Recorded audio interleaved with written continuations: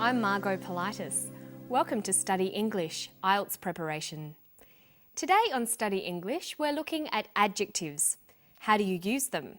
How do you order them? And how do you use them to compare and describe things? First, let's listen to some descriptions about the world under the sea in the Gulf of Carpentaria off the north coast of Australia. It's quite an amazing place. We know more about the surface of the Moon or the surface of Mars than we do about the seafloor. The seafloor remains the last unexplored frontier. This is because it's covered by this impenetrable ocean layer that we can't see through. The only way we can see the seafloor is using sonar. The largest reef they mapped is about 10 or so kilometres across. It's an oval-shaped feature, so it covers around 100 square kilometres. Because of the fact that they are submerged in 30 metres or so of water, the reefs are very hard to see. No one had realised that the Gulf contained reefs just like the Great Barrier Reef. Being able to describe things properly is an important communication skill. You need adjectives for descriptions. They usually come before the nouns they are describing. The red car. But when you want to accurately describe something, you often need to use more than one adjective in a row. What if the car is big, red, and made of plastic? We call it the big red plastic car. Notice that the adjectives are usually separated by commas. But why don't we call it the red plastic big car? How do you know which order to put the adjectives in? Well, for native speakers, it's just that it sounds right. But luckily, there are some rules. It's called the Royal Order of Adjectives. Let's have a look at it. First, we have the determiner. That's articles, a, an, the. Numbers, or a word that describes the amount of something.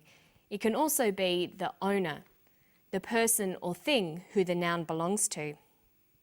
So determiners can be a, the, many, some, or a name like John's. So we can have a car, many cars, John's car. The second type of adjective is opinion or observation.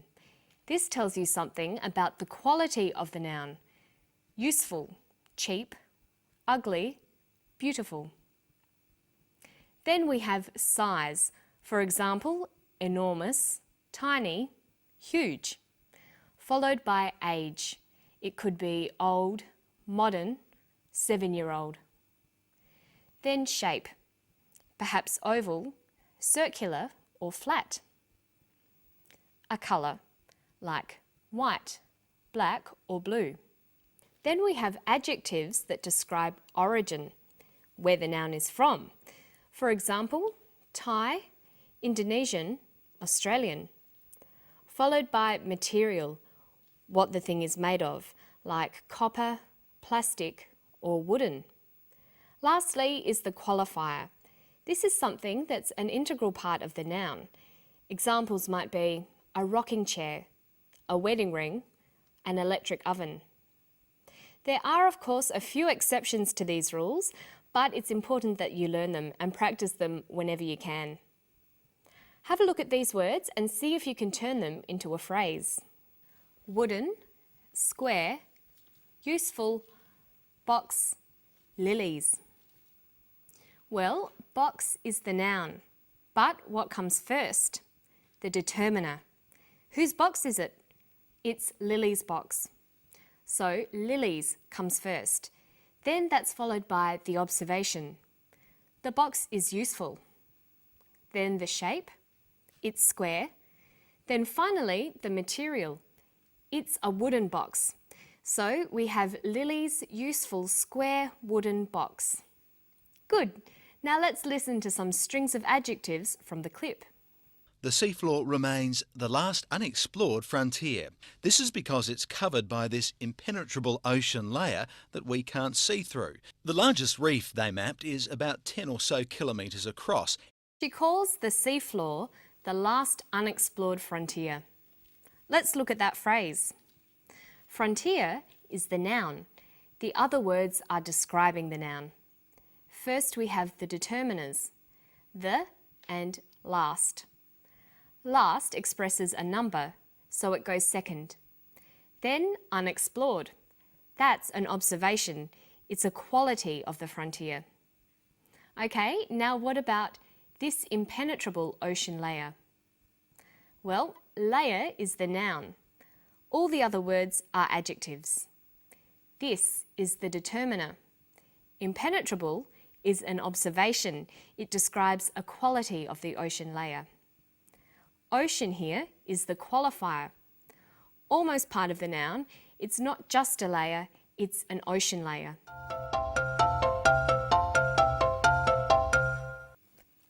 Okay, now you try one. Look at these words. They form a phrase that he used. Largest, reef, the. Well, reef is the noun, so it comes last. The is a determiner, so it comes first. Largest describes the size, so that comes after the. So we have the largest reef. Okay, there's another way adjectives can be used as well. They can stand alone. They describe nouns by following the verb to be. When used in this way, adjectives are complements. Listen to one here. The Gulf of Carpentaria is very flat and featureless. The Gulf of Carpentaria is very flat and featureless. In a phrase, this would be the very flat, featureless Gulf of Carpentaria. But used as a complement, the phrase becomes a full sentence. The Gulf of Carpentaria is very flat and featureless. We can take the phrase, the big red plastic car, and turn it into a sentence. The car is big, red and plastic. Notice that the order of adjectives still stays the same. Now let's look at how you go about describing things. It's often necessary to focus on particular features such as shape, size, dimension, weight, colour or texture. The more you have built up your vocabulary of adjectives, the better your ability to describe things accurately. So you might write up adjective lists according to groups. To describe shapes, we can say circular, triangular, rectangular, spherical, but we just say square. It's also possible to describe something by saying it's like something common.